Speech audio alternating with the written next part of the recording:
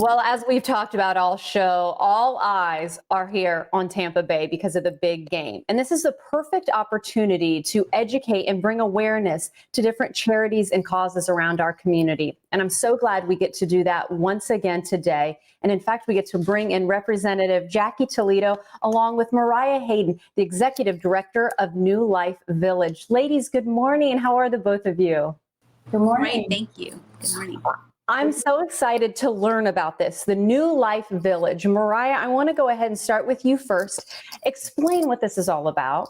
So New Life Village, we're located over in Palm River, and it's think of an apartment complex or residential community with a mission. So our whole mission is to pair children that have been impacted by foster care and trauma with permanent forever families. And they live in this village, and we have a supportive on-site program, parks, playgrounds, this whole campus, art therapy, things like that, to help them heal from their trauma and to get them ready to go to college and have a successful life.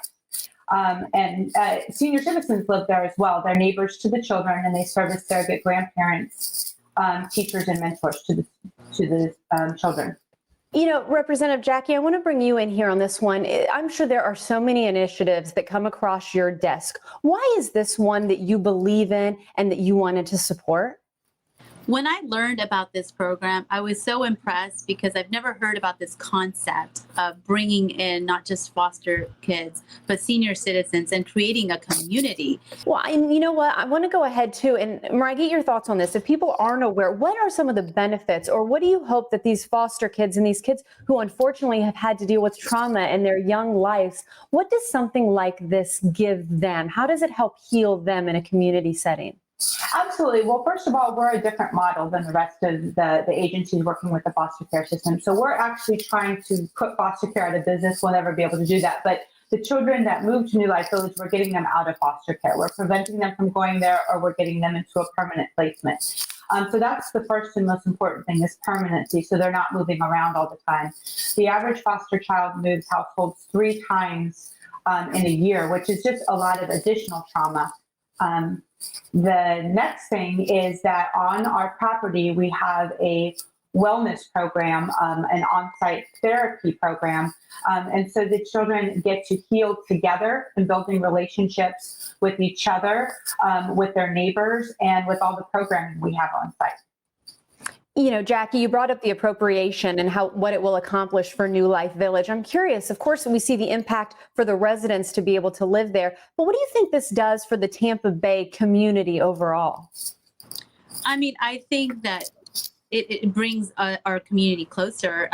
This is something that we need to bring awareness to.